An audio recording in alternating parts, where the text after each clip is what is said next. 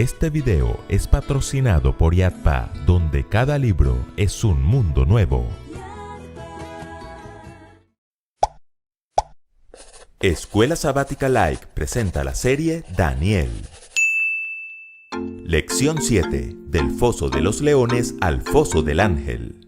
Abramos el maravilloso libro de Daniel. Babilonia, la cabeza de oro de la estatua que soñó Nabucodonosor, cayó aquella fatídica noche del 539 a.C. Y tal como lo había anunciado Dios a través de Daniel, otro poderoso reino se levantaría, Medo-Persia, representado por el pecho y los brazos de plata. Como recordarán, cuando Babilonia cayó, el ya anciano profeta Daniel acababa de ser ascendido al tercer lugar en el reino, razón más que suficiente para que los medo-persas hubieran acabado con su vida. Pero el rey Darío de Media, que era el representante del nuevo imperio en tierras babilónicas, reconoce la sabiduría de Daniel y lo invita a formar parte del nuevo gobierno. Pero el éxito de un hijo de Dios tiene sus efectos colaterales, genera victoria y alegría en Cristo Jesús y sus huestes angélicas, y derrota y amargura en Satanás y sus agentes del mal. Así que, si alguno pensó que a Daniel le había ido bien por no ser echado al horno de fuego con Ananías, Misael y Azarías, solo esperen un poco, para que vean que la prueba que le espera al profeta en Medo-Persia es de máximo nivel de dificultad, tal como el de sus amigos en la llanura de Dura. Y es que, más allá de lo que nosotros podemos ver con nuestros ojos, hay un conflicto cósmico, una batalla espiritual, una guerra invisible entre Cristo y Satanás, donde uno de los blancos más importantes somos nosotros, los hijos de Dios, pues por un lado somos el blanco del amor de Cristo y por el otro somos el blanco de los ataques del enemigo. Por eso la pregunta de esta semana es, ¿qué nos enseña la prueba de Daniel en Medo-Persia del conflicto entre Cristo y Satanás? En primer lugar, que en este conflicto la fidelidad vence a la envidia. Para entender bien esta historia, debemos mirar el organigrama del nuevo imperio medo-persa. ¿Qué? Organigrama, es decir, la forma como estaba organizado el reino. A la cabeza del imperio estaba Ciro el Grande, el mismo que le había puesto fin al imperio babilónico. Un nivel más abajo estaba Darío el Medo, que era un rey vasallo representante de Medo-Persia en tierras babilónicas. Por debajo de Darío habían 3 ministros, Daniel y sus 2 colegas bien especiales, de esos que te saludan con una sonrisa, te estrechan fuertemente la mano y con la otra te pegan una puñalada por la espalda. Y estos 3 ministros supervisaban a 120 gobernadores que administraban el resto del reino. El problema comenzó cuando Darío quiso poner a Daniel un peldaño más arriba. ¿Y por qué? Porque Daniel se destacaba entre todos estos ministros y gobernadores, pues como dice la Escritura, había en él un espíritu superior, y el rey pensó en ponerlo sobre todo el reino. Algo así como el presidente de la nación, pero por debajo del rey. Entonces sus 2 colegas ministros y los 120 gobernadores se llenaron de envidia y buscaban ocasión para acusar a Daniel en lo relacionado al reino. Le montaron toda una labor de espionaje. No le quitaban la vista ni de cerca ni de lejos. Cuando lo miraban de cerca no podían hallar ocasión alguna o falta porque él era fiel y ningún vicio ni falta fue hallado en él. Y cuando lo miraban de lejos,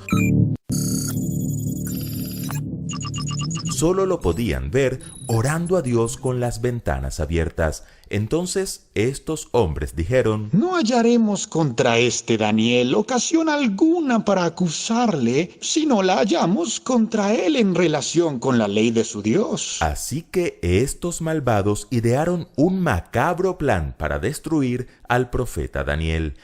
Este plan lo explicaremos en el siguiente punto, pero por ahora es importante notar el contraste entre la fidelidad de Daniel y la envidia de sus enemigos. Por ahí dicen que la envidia es mejor despertarla que sentirla, y razón tiene ese refrán popular, pues fue la envidia la que movió a Lucifer a rebelarse contra Jesús en el cielo. La envidia es un sentimiento satánico. Los hijos de Dios, en vez de sentirnos mal por los éxitos ajenos, debemos permanecer fieles a Dios, y entonces, como hizo con Daniel, Él nos pondrá por cabeza y no por cola, porque la fidelidad vence a la envidia y su promesa nunca falla. Lo segundo que podemos aprender del gran conflicto entre Cristo y Satanás es que la valentía vence a la debilidad. Tenemos que reconocer que estos malvados eran muy buenos espías. Por un lado, descubrieron que el punto débil del rey Darío era la vanidad, y por el otro, llegaron a la acertada conclusión de que la debilidad de Daniel era su Dios.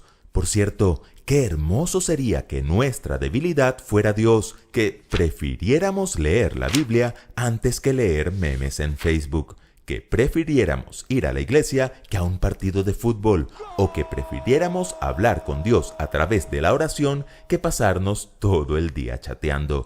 Pero, volviendo al relato, estos hombres diseñaron la receta perfecta para atacar al profeta. Mezclaron su envidia con la vanidad de Darío y con la fe de Daniel. Rey Darío vive para siempre. Todos los ministros y gobernantes queremos sugerir a su majestad que ponga en vigor una nueva ley. Según esa ley, durante un mes nadie podrá adorar a ningún dios ni persona, sino solo a su majestad. Esa ley se aplicará en todo el reino, y cualquiera que la desobedezca será echado vivo a la cueva de los leones. Estos hombres sabían que su propuesta iba a sonar como una dulce melodía en los oídos del vanidoso rey, así que no tardó mucho en estampar su sello para confirmar el edicto.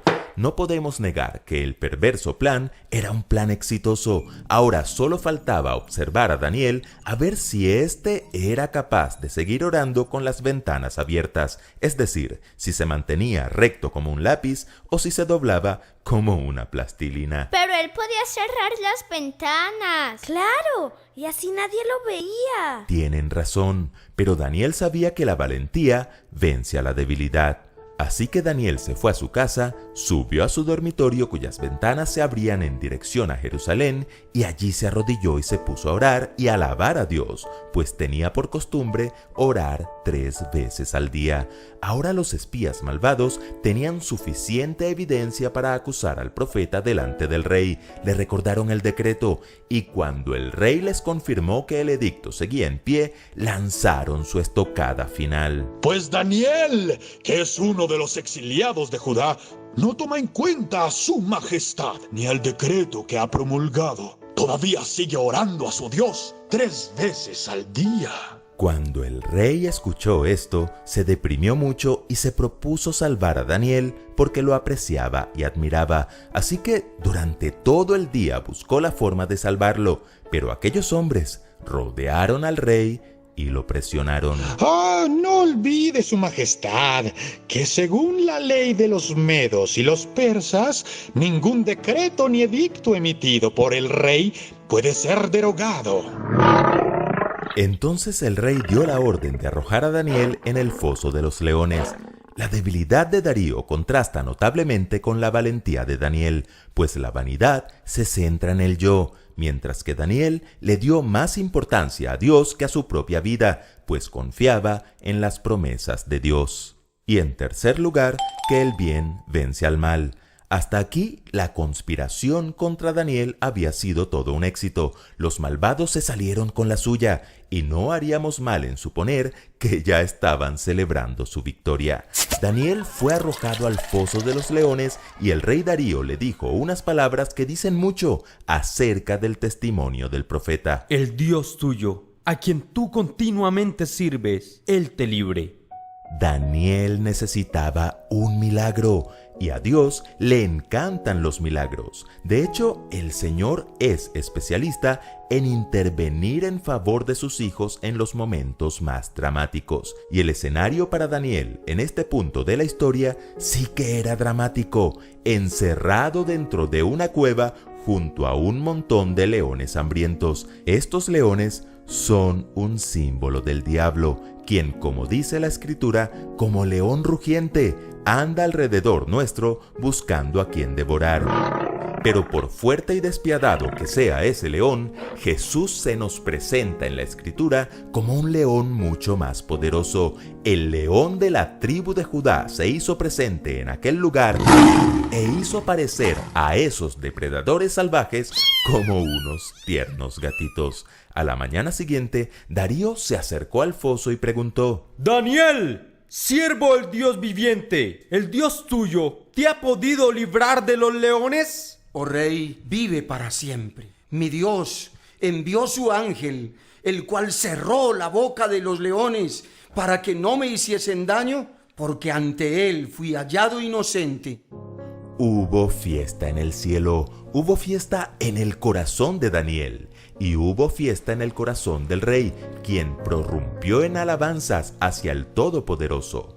Donde se aguó la fiesta fue en la celebración de los malvados, quienes se vieron sorprendidos al enterarse de que los leones habían perdido el apetito frente a Daniel y que además ellos serían su próxima comida. Aunque parezca que la injusticia fuera a triunfar para siempre, el bien vence al mal, y así como un gol en el último minuto, como un home run en el 9º inning o una canasta justo antes de acabar el tiempo, Cristo pronto aparecerá en las nubes de los cielos para ponerle punto final al drama del pecado y la maldad, porque al final de esta batalla el bien triunfará.